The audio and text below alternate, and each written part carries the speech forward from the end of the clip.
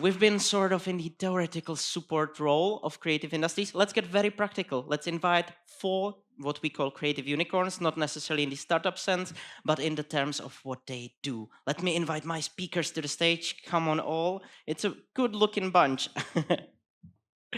So in the panel, we will have some examples of companies and people who work in creative industries. You can take the middle seat. We will have people from the industry design, from gaming design, as well as some new eras of creative industries, such as digital games, and also from architecture. I have a small of an opening question for each and one of you. I would start with Gilles, because when I was reading your memo that you do digital and digital fashion, what the hell is that? What is it good for? Digital fashion. Digital fashion. Yes.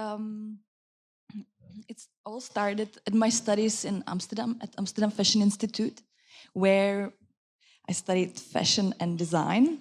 And I really like the idea of working on the computer and spent many days. But back in the day, we had only few softwares allowing us to digitize patterns. But at the end of my studies in 2016, I came across this wonderful software that was allowing me to do 3D visualizations, to do simulations of the prototypes that I was aiming for.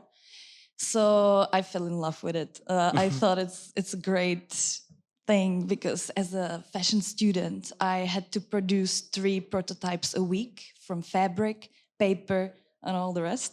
So you can imagine, on top of paying for the studies, how much money you need to beg your parents for. So usually, or so basically, the price is what got your eye. But the phygital is a concept that I developed in my paper at the end of the studies.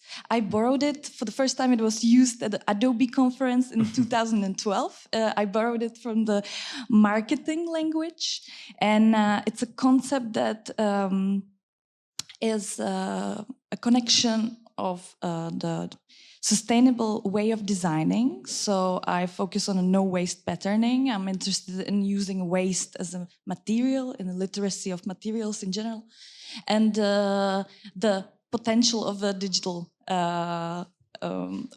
visualization. So it's. Can you give me some examples of where I can use digital fashion? I mean, I can probably imagine, but are some people already making money from digital fashion? Absolutely, yes. It's. And companies, creative unicorns, are there any? Yeah, well, my favorite example is Atakak, Right Store. It's a Swedish companies. Next to Koreans and Swedes were one of the first ones who embraced the potential of the digital prototyping and start thinking about business models in a new way. So we're going back to made to measure a bit, so that we are more flexible with the demand of the you, and we can shape the design as they please. Thank you. Yeah.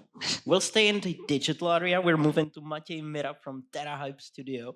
Matěj, I've read a wonderful article from you where you had this nice quotation in TechCrunch, where you compared the big PC and console titles because you're focused on mobile gaming, and you said that it's somewhat overshadowed by the big industries. I believe you called mobile gaming like toilet games.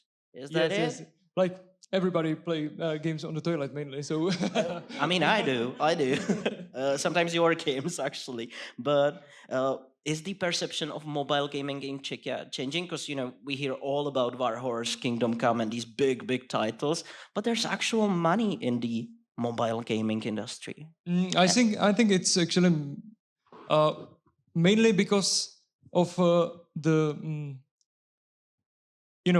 Premium games as War Horse have, for example, War Horse, they are targeting to release the game and sell million copies in first month or year or something like that. But in mobile gaming, it's completely different. You're creating like 10 of prototypes, you choose one, and after that, you will try to do the MVP, like minimum viable product, release the game, and after that you will try, or you will check if the data are enough for the marketing. So these huge studios as Warhorse or Beat Games or something like that in Czech Republic, they are spend $1 million in like half a year, but we are spending million per month. But for long term. So after we do MVP or prototype, we validate the data, then we are ready to scale up. Before that, we are not. Million of crowds is still a lot. So how much it brings back? From our game? Yeah, if you can share. Yes, like million 20 sorry. Well, like we have 20% margin, so okay. It works pretty well actually. Amazing, thank you. That's actually a good cause. Yeah, love it. Then we have a different industry. We have Michal Krištof from Chybík and Krištof Studio, architectural studio focused on urban transformation. Congratulations on the multipurpose hall in Jihlava that just opened. Amazing project. Only in South Moravia, there's about 3,000 architectural studios and economically active companies. What do you think is the special sauce, the special ingredient of Chybík and Krištof? Because you're one of the most sought after studios in Czech Republic right now. So first of all, thank you for the invitation here. I didn't know that there's like so many of architects. I would say like there's an army of like architects. 3,000 is really a lot. It's a hard question, but maybe like I have some answer, small one. But maybe at the beginning of this question, I would like to use this opportunity that we have David here, because David is our client for their new headquarters. So I can ask him and pass the question like, why you chose us as an architect of your new headquarters. So what does make us? But you're sure David likes it, right? Yeah, but so maybe you can tell David. No preparation. There is there's like no. Just like you can say why us. Yeah, it's difficult to answer without any preparation. But I think that's it simple because I knew your studio, your personality. I liked your work, and I believe that you are able to build, which is very important. You are able to reach some result, which is very important for me. Okay, so you see how it's easy for our old-fashioned industry to. You have to be friends with all your clients. You have to be friends. You have to show the skills to build, and it should be beautiful, so everyone likes it. So. Okay, so for me, it's actually kind of like nice feedback, like what we do and why clients are giving us the jobs. My answer to the question would be kind of like simple. That of course, like at the beginning, we have 15 years of experience. We started our firm right after the graduation. Now we are about 70 architects in branch offices in London, Prague, Brno, and Bratislava. So we are in some kind of size. And at the beginning, it was creativity and energy. Okay. And then after 15 years, if I should answer like why now, of course, now is because of the size. There is like we are one of the largest companies doing architecture in Czech Republic. We have some portfolio of build projects. What is important for the guys that we can build the things is not only about digital pictures. No one in our industry believes or something in pictures. It's about the real work. It's about the credit that we built several projects and we didn't fuck up anything. So like everything is good. That's important. We have good credit. And also maybe because we have some kind of international experience. We are working also internationally. So what is not so usual to all architects. Actually, we are unicorns in that most. And I think this international experience is very important to give it back to our clients, to show like what's happening somewhere else, and somehow bring it back to Czech Republic and our clients. Amazing. Thank you. David, you were one of the founding designers of MMCT, legendary furniture company. You can see your benches almost everywhere around Europe and around South America also. You're also in charge of Association of Industry Design here in Czechia. What would you say is the main ingredient of going global in industrial design? What is the most important thing for expanding outside of Czechia? Okay. It's again I would say too complex question because I'm not able to advise what should every designer do to be global. So What worked for I you? can tell only one our story. Yeah, So, yeah. and yeah, it's and the answer is quite simple because what we did in past 30 years was that we were concentrated on design, we were concentrated on customer, which is very important. We didn't receive any grants and supports and so on. Self-made. Yeah. Everything was driven and paid by customers, Love which is it. very important because I think that in this time, this very important fact is becoming to be forgotten. Mhm. And yes, we did thousands of small steps, but we did it in right way. Yes, and the result is there. But what would you say is the main thing that you think is better than the competitors? Because industrial design is a huge industry, especially in furniture for urban places. Would you say you have something Yeah. special about it? Yeah, definitely.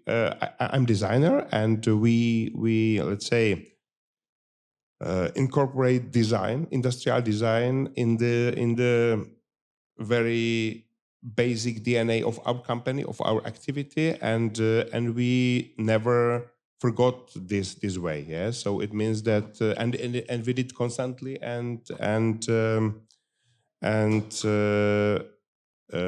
yeah, in every day, in all everyday steps we use this way. So it means that it's based on our design.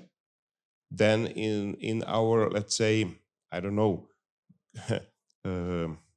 so some right way of sales channel, let's say, which we not invented, but which we choose, and we repeat it and again and again in all markets, including USA, and yeah, this is the result. Yes, Thank you. to be very consistent and make all steps in the right way. Okay, the name of the game is Creative Unicorns. Is it real or is it just a good thing that sounds catchy on a conference? Are creative unicorns real? And in the terms of investments, what are the things that are pain points, for example? What do you, because when I talk to investors about creative industries, there still this lack of enthusiasm, I would say sometimes, because usually they say something like, yeah, that's nice, that looks good, but the scalability is low and it's risky as hell. What would you say to these investors? It's true. Like in gaming, scalability is super easy because you're targeting all people on the world. So you are not limited by any states and so on, excluding China and Vietnam, where you cannot sell your games. Mhm. But you can scale one product from one person easily all over the world. So I think it's real. Okay. But it won't be, $1 billion unicorn, I think, in Czech Republic. Or we don't have anything like this here. Pinpointing what you said, are the investors actually venturing around you, around mobile studios? Because you make No. quite a bit of money. Okay. Why so? No. It's when we are looking for investor, we are looking for gaming investors. We don't look for investors, VCs or something like that invests to SaaS or e-commerce product or something like that, because it's worldwide. So we are not limited by any countries. So we are going to Japan, we are going to London, to Finland, also to Poland to look for investments. But we didn't need any investment, which is pretty good. So Okay. So what would we recommend to Czech investors if they're targeting creative industries? What are the pain points? What are the pros? I know that Jill had some experience with investments into her former digital fashion Yes. startup. I learned to, it's good to communicate and not only think about the profit when you are working with innovative technologies and the applications of it. It's still being studied. It's still being on its beginning at the fashion industry, let's say. So there must be some time for thought. And also, don't push me to scale things immediately when I'm creative. So that's all about, it's always about communication, and both sides can learn always, I believe, many things, and they can find the same language. So after the experience, what would you recommend to someone who's thinking about investing in creative industries? Do it. Okay, plain and simple. Yeah, it's a communication. For me, it's all about communication. Both Now, Michal and David obviously come from a bit different branches of design. We have industrial design and architecture. Is someone interested in investing into architecture? You mean like in traditional way? I think there is like happening, of course, like for example, when you have some large international company who wants to go to some part of the world, so you can buy someone and incorporate some other company as your local office or something like this. So like in terms of like some kind of big companies, sometimes it can happen, but for us, what we are like, I believe that we are like really like a creative company based on our names, on my name or my partner's name, and our creativity is based on the freedom that I do what I feel is the right. I do mistakes. I can fail, but it's my problem. It's not the problem of someone. We do right things, even if we know that. For example, that's a lot of times that we do some competition and we do it the right time. We know that we try to do the right thing, and we know that we are making the risk of winning this competition much higher. But we believe that it's the right thing. And I don't want to hear from someone, from some investors, hey, you have to do it differently because we want money back, you know? So like Okay. for me, it's the creativity equals freedom, and I would never change it for money. We can fail, we can bankrupt, whatever, but it's my business, and I can do whatever I can for not do it. So, but maybe for our architectural world, maybe this is kind of essential for me. Freedom means creativity. Yeah, if I may agree with Michal, I call it research. You have some segment called research and development, and I think it's very important to give creatives this kind of possibility to make mistakes, because we are not born right, and we learn from that, and we can build on top of that. So that's why I moved from the startup environment to academia. See, yeah, well, it's a pipeline. Just maybe to add to this question, also like I had a lunch with some friend from some finances, and I was explaining him like what we do. And so he want to exit it in some time. We are scaling up now, blah blah blah, international markets, and like what exit? No, there is no possible exit. Only exit is my death. So like I will work as an architect until end of my life, and this is my mission as an architect, to be an architect, to make better places for people, and this is my mission. What I do 24/7, and I cannot exit it because like if I would exit my company, the investor would buy nothing. You know, like without me, it has no meaning. So like it's it's a €0, zero zero I think check counts. I think we can see the mismatch between the investment side and the creative industry. Please, no investors. No. But David, we if we talk about furniture design, and also you represent not only MMCT but all these companies that are inside the Association of Industry Design, is it different in these fields? Because they're quite scalable. Yeah, but if we are speaking about industrial design comparing, let's say, architecture, there is one important difference because we design products and products needs production. Yeah, and production means repeatedly repeatedly production. So it means we design product, and this product you can and we produce it for, let's say, 10 20 years. Yes, not in architecture, because in architecture you design building and you build it and that's it, it's finished.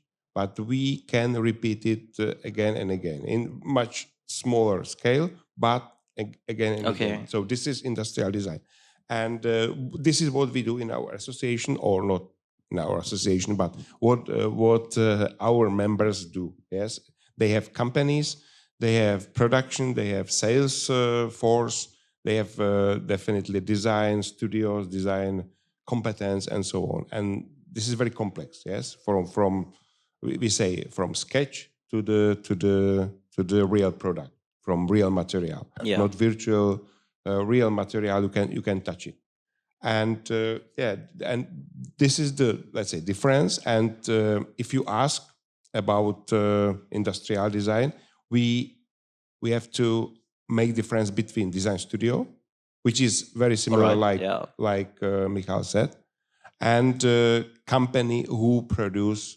design products like MMCT. So MMCT is together, design studio and production and sales company. And as for MMCT or any type of company that's similar to MMCT, what would you say would be interesting for an investor, or are investors looking into these companies? I'm in very special position because we already found our investors, because we are public.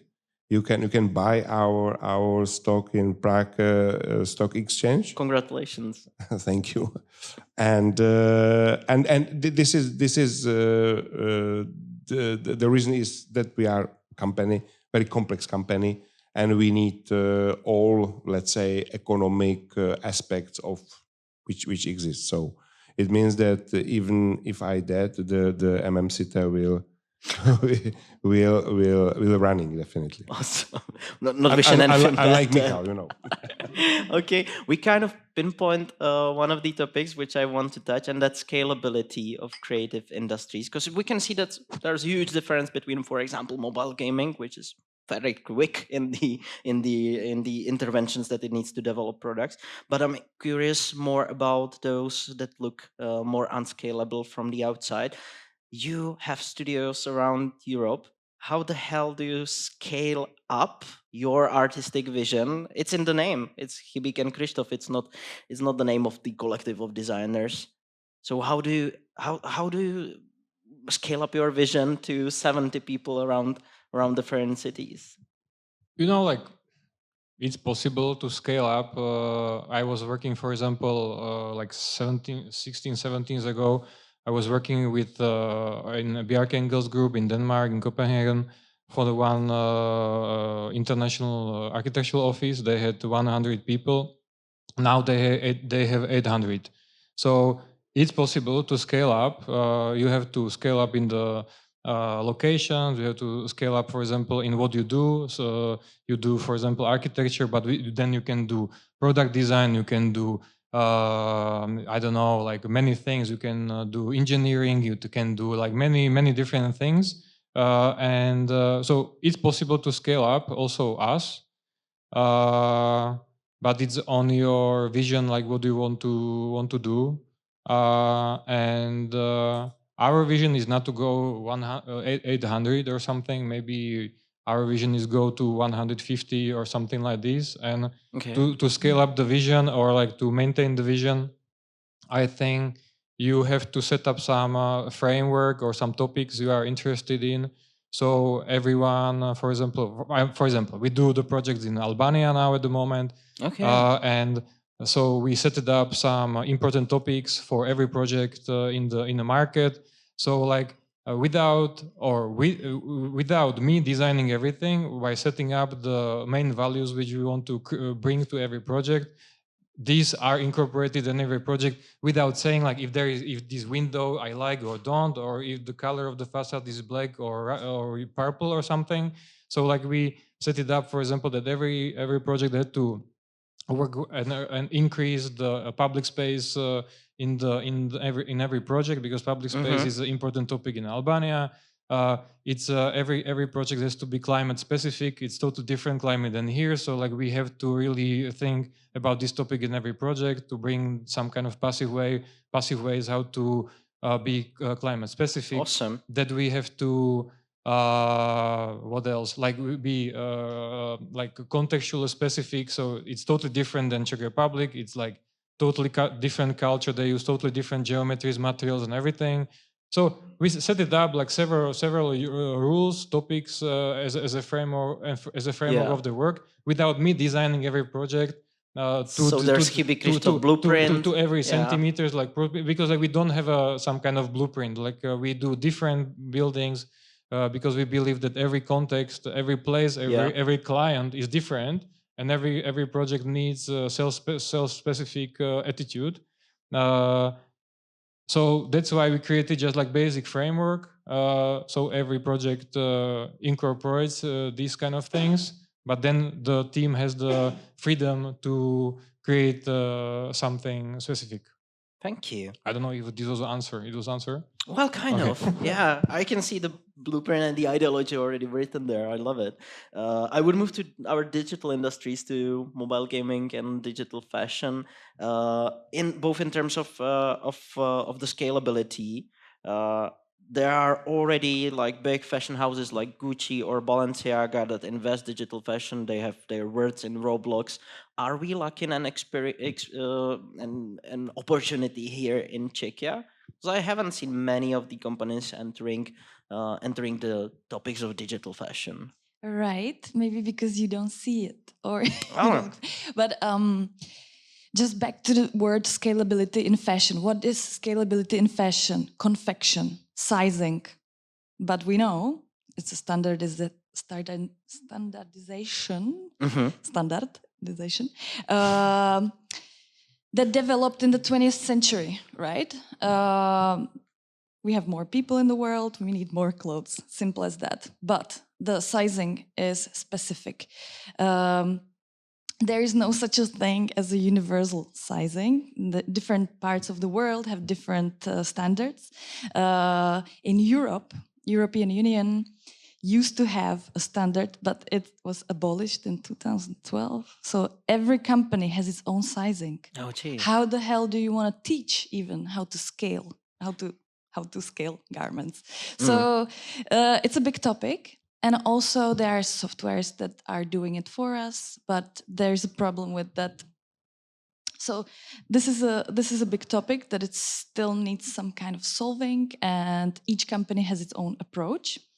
And to the topic of digital fashion, indeed, you have softwares that helps this, that are not very popular because they're just interested in this small segment of the sizing, let's say.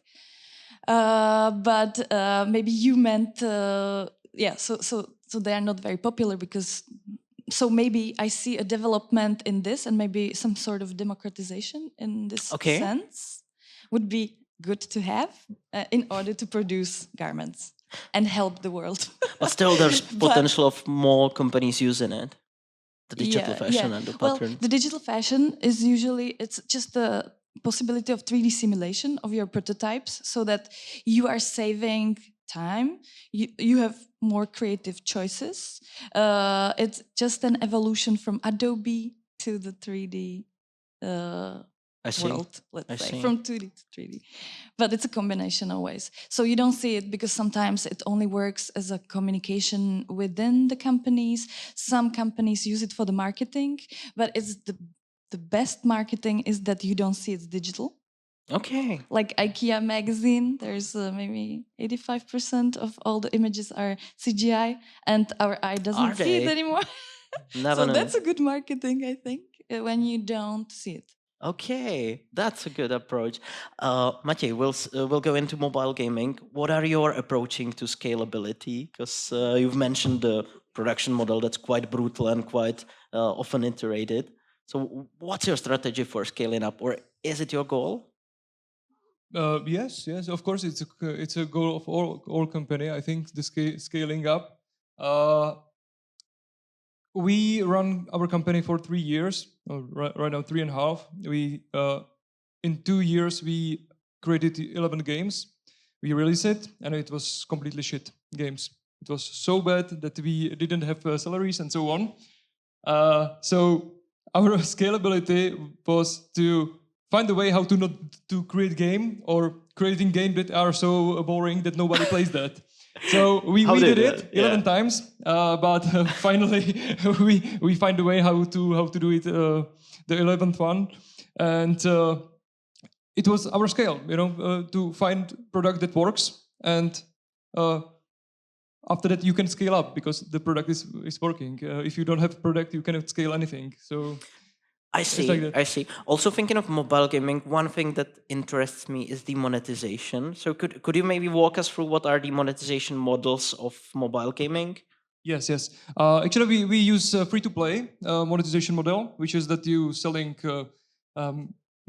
microtransactions, some currencies in the game, skins, blah blah blah, which have one good advantage, which is that everybody can play the games. You can go to your App Store or Play Store, download million of games, and you can play it for free. Maybe you will see ads because the devs need some money, Right. but around 5% players will pay in the game, and so everybody can play the game, and 95% playing for free, and 5% of the players are super engaged. They love the game. They see the value to play it. It's a hobby. It's like buying the new skis or something like that, snowboard. But you are playing the game for hours, maybe days, maybe years.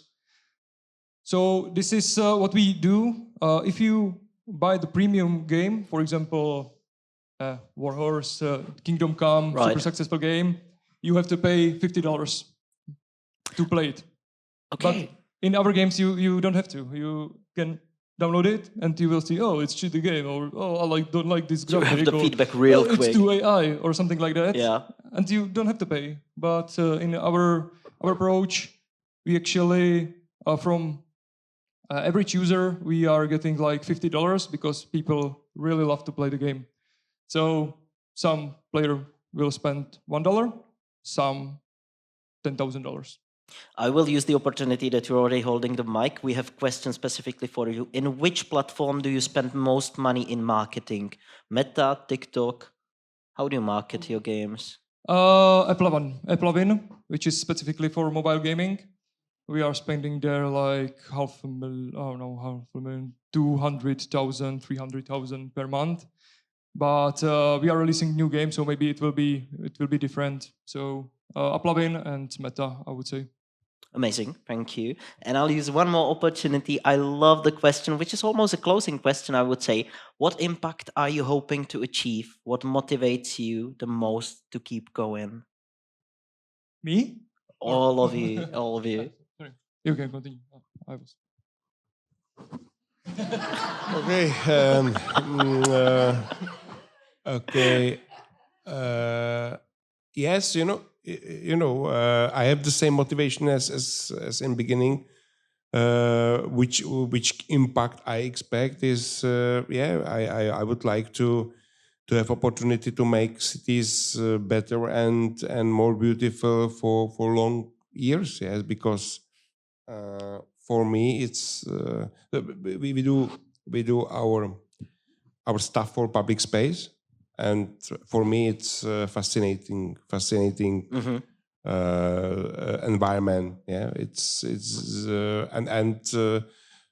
this is my motivation, and it's true that it's same as in beginning. Awesome. So with me, hey, I need some time to think, Should I pass it for a second? So I think I'm idealist, like my father, he was vice mayor for some small village in Slovakia. And he was trying to make the things better in our place, in our city.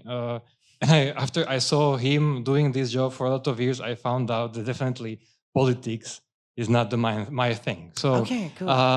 so I want to do the same thing to create like better environment for all of us, for our families, our communities, but not through politics, but through the design, through architecture.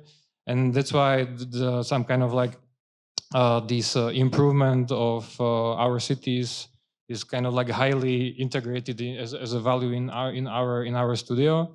And we believe that architecture has the power to make our lives better. And either if it's like making the public spaces better, or a lot of us cannot know a lot of things about architecture or something, but for example, all of us are working in some working environment.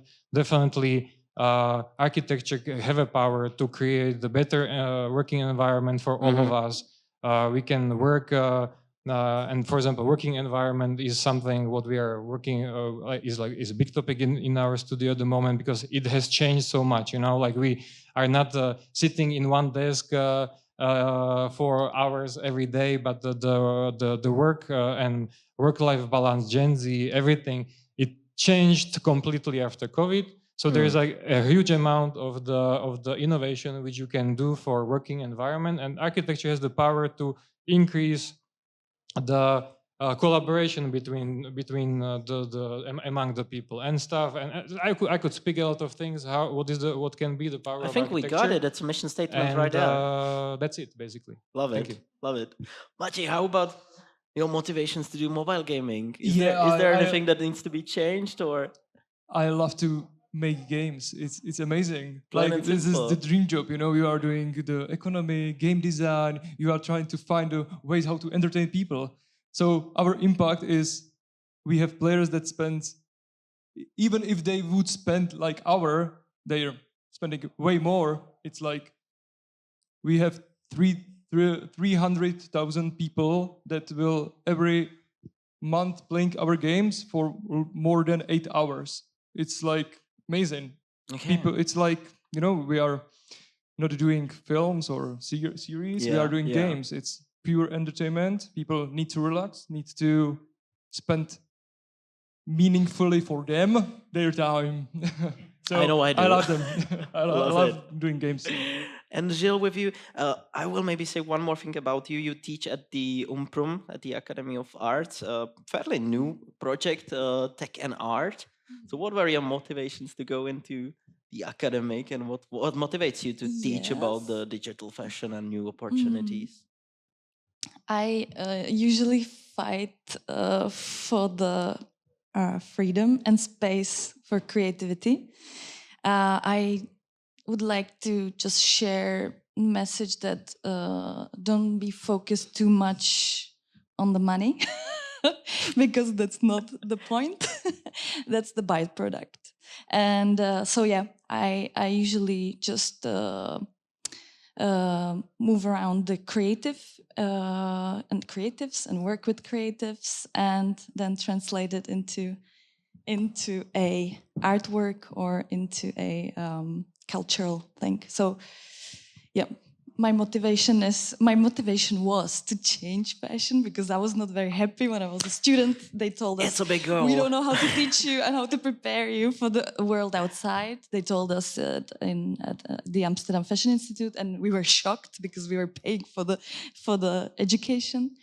And but they gave us freedom. They told us, we don't know how to prepare you for the world outside. You're free to do innovation in material, innovation in the way how we design, and that was my thing. That's where I found myself to design no waste clothing, no waste patterning. So it's a way of reconfigure your way of thinking about how to design, because everything is already out there. It's just we can only change our way of looking at things and the perspective. So, and I learn also to be nice to people. That's a good competence, right? And be sensitive to environment and also the material and people as well. So. Let me just pinpoint how many times the word freedom sounded in this panel. I really love it, and I think it's a good place to end this. And thank to our wonderful guest. This was the creative panel with Matěj, Mira from TerraHype, Žil Julia Vostálová from Umprum currently, David Karásek from MNCT and Association of Industry Design, and Michal Krištof, co-founder of Chybík and Krištof. Thank you so much, and please don't hesitate to ask our speakers after the talk anywhere, kiss them for a coffee, please do. Thank you so much. Thank you.